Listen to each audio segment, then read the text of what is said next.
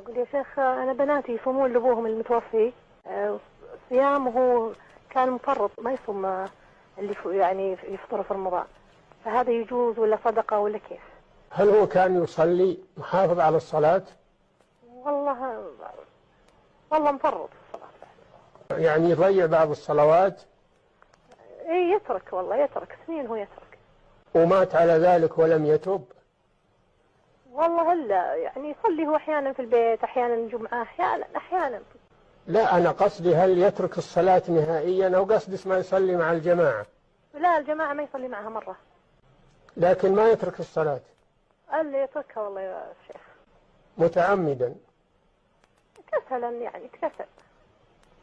إيه هذا لا يصام عنه ولا تنفعه الأعمال الصدقة إذا مات على ذلك والعياذ، ولا الصدقة ولا شيء، ولا يستغفر له. نعم.